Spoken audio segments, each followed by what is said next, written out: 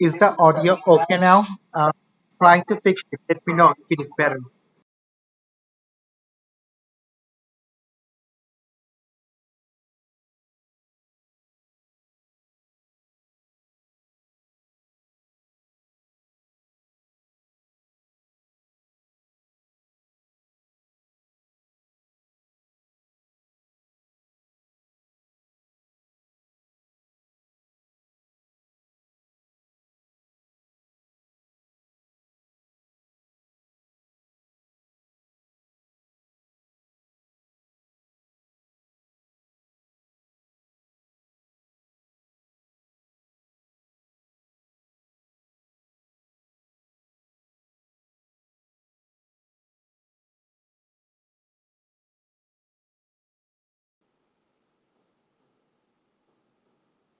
This is weird.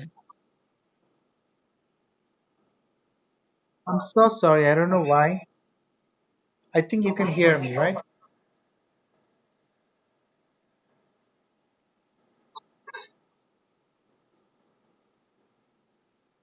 so sorry. You can hear me.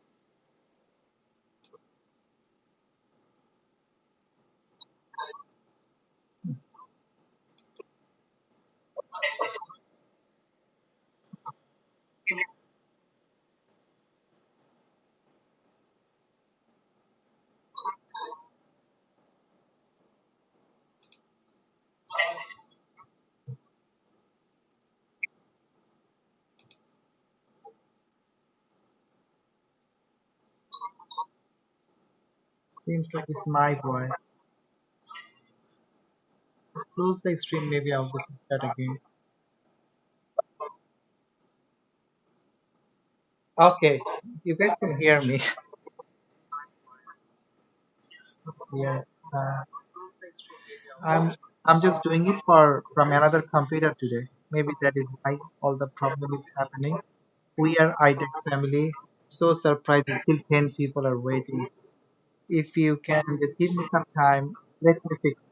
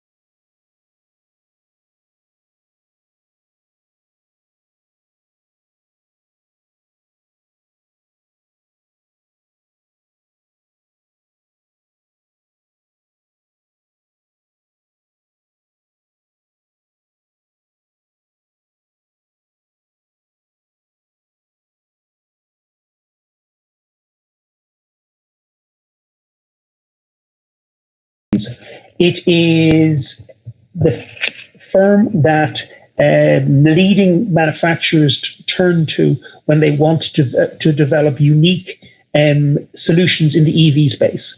Its products include hydrogen fuel cells, uh, electric drivetrains, DC-DC chargers. Our goal with this business is to continue it as the super innovator it's always been, but to take these innovations and license them to third parties. And by that, we will generate a second revenue stream, the first being contract manufacturing, and the second will be licensing these components to leading manufacturers.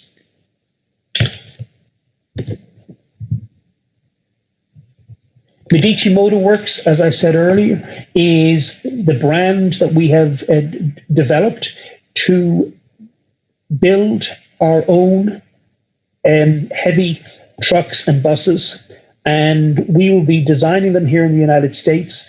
We will be integrating our wave technology into the initial build, and we will be using components and drivetrains from US Hybrid. And the complete buses will be manufactured by our OEM partner in China.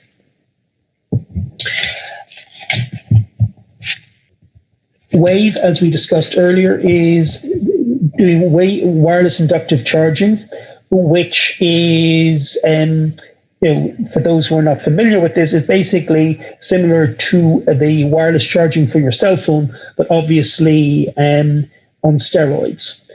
We believe that this is one of the jewels in our crown, because the future of this technology is future-proof.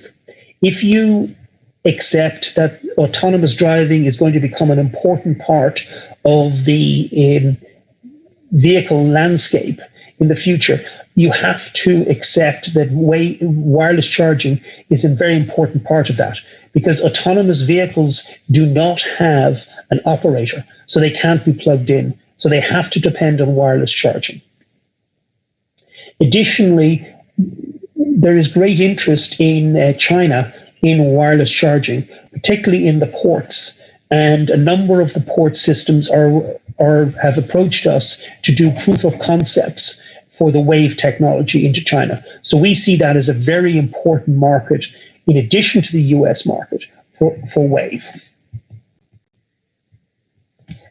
As I discussed earlier, the Mobile Energy Global is our Chinese business that works in the sales to financing to charging model, and it helps our customers on their journey to adopt EV in their fleets. We believe that this model has great applicability to both the US and to Europe, because as fleet operators convert their fleet from internal combustion engines into EV, they need expertise to show them and to how the entire operating cycle will work, and how to make it work in a compatible fashion, so that you can be sure that your charging solution works with the vehicles you've purchased, and also ties into an energy management system, so that ultimately you end up with the lowest total cost of ownership. Tree Electric is, as I said, our motorcycle brand focused on the ASEAN market, which is the largest two-wheel market in the world. And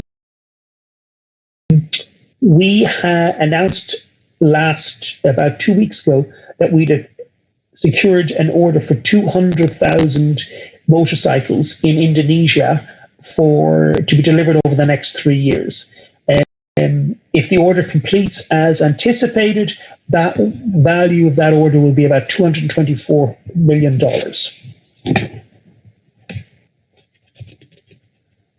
Went too far there. Solectrac, sorry. Solectrac is our 20% investment in the electric tractor business. Agriculture is a massive market, which we don't believe has been adequately serviced yet by the EV industry, and to some extent has been overlooked. EV tractors are very important because they provide great torque, great performance, but they don't. Their pollution level is very low. Their noise level is very low, and both of those things are important in general. But more specifically, they're important in areas where, like indoor arenas, equestrian events, places where you want to reduce your emissions, you want to reduce your noise. We believe this business is a specialty business, but we believe it has great potential. You may look at this tractor and think this is a strange vehicle, but actually this is being designed to allow the operator to have better visibility onto the ground and with the crops that they're working at. So the traditional tractor that we're all familiar with has a full fairing. This one has been deliberately designed to provide a better operator experience. Energica, we have a 20% investment in Energica. It's the world's leading manufacturer of high-performance electric motorcycles. The thing that is attractive to this to us is that the high-performance segment traditionally is where the most innovation is done. Because the customers are early adopters, because they are interested in the newest and best technology, and because they can afford it, firms like Energica and Silk EV, which we will address in a moment, or both have the capability and the need to develop leading and cutting edge technologies. Those leading and cutting edge technologies eventually get commercialized and passed down into the mass market. By investing in firms like Energica, we get an early look at the technologies that are on the horizon or that are just emerging. And that helps us plan our product development. Energica's battery technology and its charging technology, which is all proprietary, that would have applicability to our Tree Electric brand of scooters in Malaysia. So again, you can see how each of the component pieces in our business come together to support and act as a force multiplier for other parts of the business. The synergistic play all the time. Silk EV is an investment that we took through a convertible note. They are designing super high performance sports cars. And as I discussed with Energica, again, the technologies in these super high performance vehicles are the technologies that will become into the mass market over the next few years. So being in the information flow and in the development process up front helps inform our development in the rest of our portfolio. This diagram pulls together all of the vehicles, the companies, the components, and the technologies that we've been discussing for the last few minutes. Across the top are our components, which is US Hybrid. In the commercial vehicle space is Select Track for tractors, and Medici for buses and heavy vehicles. Again, Medici for coaches. Then in our 2 and 3 wheel, we have the motorcycles, ATVs, tuk-tuks, which are both Tree Electric and Energica, and then energy services charging is Wave. And then if we go back to the left-hand side and down the panel there, we'll see the technologies that we are deploying across this group of people, a group of companies. We've got battery technology, drive technology, vehicle systems, charging, fuel cell, and telematics. And I'd like to point out that, to speak a little bit about the telematics piece.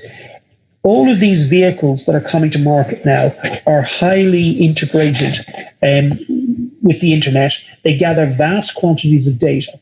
That data is very valuable to the operators. It helps them plan load, plan routes, and plan vehicle types, capacities, all of those things. But it also provides a source of data in general that can be mined to help drive innovation. We believe that business has the potential to produce significant recurring revenues.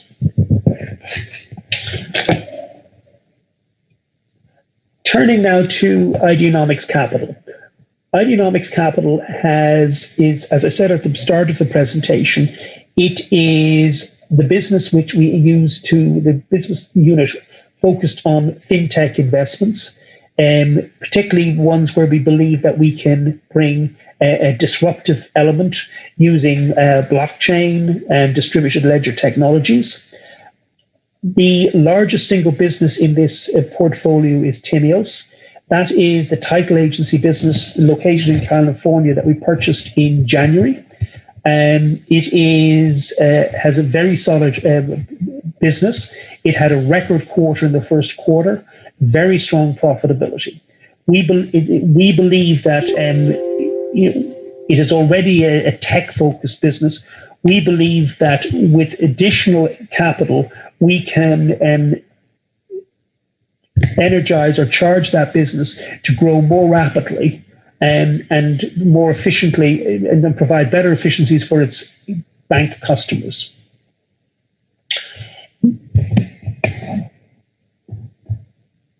Talked about Timios. DBOT is our registered broker dealer with an alternative trading ATS license. Tokenization, digital securities have been on the horizon for a long time. There's been a lot of talk about them, but it would now appear that the regulatory wins, that the general market acceptance is that digital securities, tokenization in some form is going to be a part of the financial ecosystem going forward. We believe that DBOT is well positioned to take advantage of this, growth in these two areas of digital securities and tokenization. TN2 is an investment we have in the technology metals market. This is a Reykjavik, Iceland-based business with an operation in London. It is focused on the trading of rare metals. Rare metals are the metals that are essential for batteries and charging systems and EV vehicles. They typically haven't been traded or had a trading platform which gives liquidity and price discovery. TN2, the technology metals market, is addressing that and has been a first mover on that. Again, not only is it a good investment for us, but rare earth metals and understanding rare earth metals and what's happening with rare earth metals is a very important part of the EV ecosystem.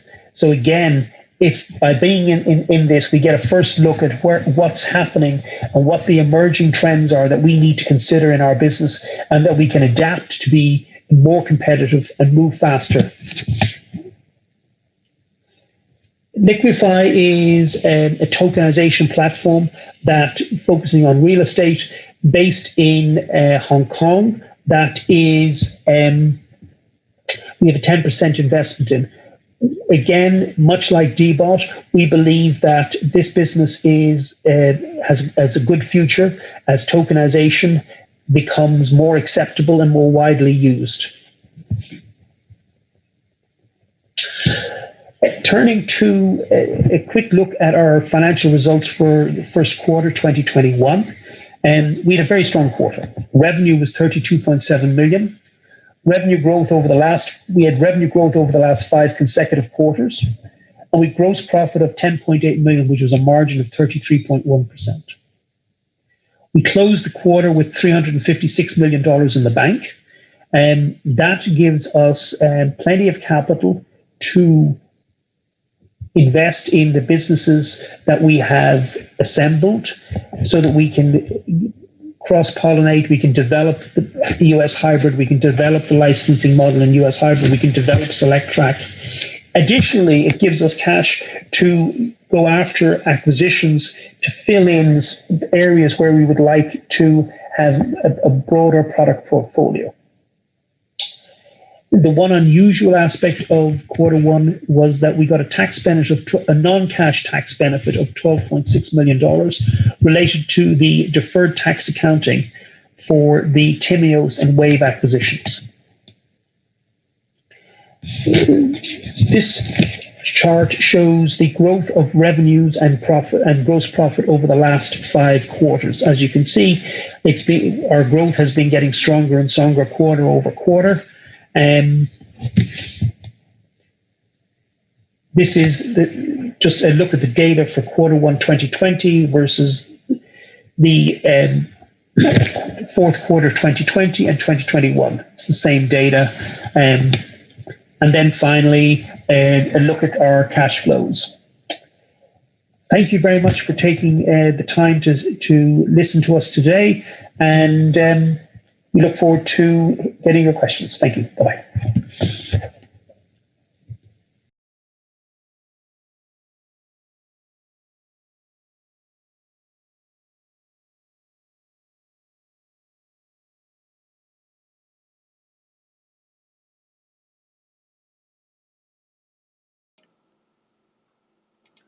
this is the end. Wow, there is no Q&A, no one. Okay, previously I made a video on IDEX and I was talking about the price action. And if you want, you can just wait for maybe just 2-3 minutes. We can quickly talk about the price action. I did a live this morning pre-market, and if you're subscribed then definitely you know what I did. So that morning I talked about it, and let me show you the chart quickly. So the two black lines here, that was the previous trend, right? We were coming down down down, then at one point we broke it, then we moved sideways, and now we are moving higher. And in my last video, I talked about the price action because it was moving between 2.5 and 3.5. So that was the channel, right? So this morning when we went to 3.6, it seemed like very exciting, right? And maybe that was the time this thing to go even higher. But what happened? The entire market came down. So we know this thing came down, but looking like we ended the day 3.15, but why my post market is showing me 3.57? Let me show. Is it true that we are currently that high after market? 3.26. Yeah, that, yes. Anyway, so 3.5, I think this is the barrier, right? We have to break this barrier, and once we break this, I think then we can go even higher. Look at the resistance, 3.5, then we will have 4, 4.5, 5, and so on. But I think this thing will soon go to 5.5 and 6. This is what I'm thinking. The chart is looking nice. Last time it made a U-shaped recovery and it went even higher than that. Now this recovery is taking even longer, just because we had a market correction and so on, you know, right? But once we break 3.5, I think this thing is ready to explode towards $5. So this is what I'm thinking. Let me know what you think or if I'm wrong. But the company is doing good. They are moving in the right direction. They are moving in the right direction. So this is my thinking, and I'm not planning to do any live now, but just for 5 minutes, do you want me to do any chart or anything? I was just processing video editing my analysis on microvision. So I don't know whether you are following like microvision or not, but yeah, I was just finished my video, and maybe within 5-10 minutes I will just upload. So microvision is one I'm really looking like this one will explode again. It will go to $30. Let me see in the chat window if you have something. Why the price is going down? The price is going down not only for this one. Like, let me show you my watch list. You can see that except one or two, most of the things I have here are red. Everything is red. So just it is just coming down with the market. So that is why, other than that, it should be okay. Also, they add more shares every week, and also they add more shares every week. No idea. AEZS, I don't know what is this. AEZS.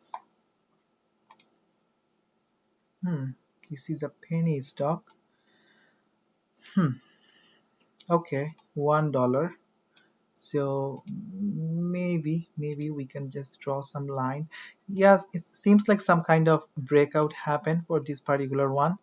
It has a floor around this area, which is around 80 cent, and it has a falling pattern, right? Then you see it broke and it was good. Like on a day it was up yesterday, but today again it came down. It is post market one. So as long it is like, yeah, let me draw some lines just to see. So definitely some kind of resistance around 1.15. I think yesterday it hit that resistance 1.15. So the confirmation would be if it can break 1.15, then this thing can run even higher and higher.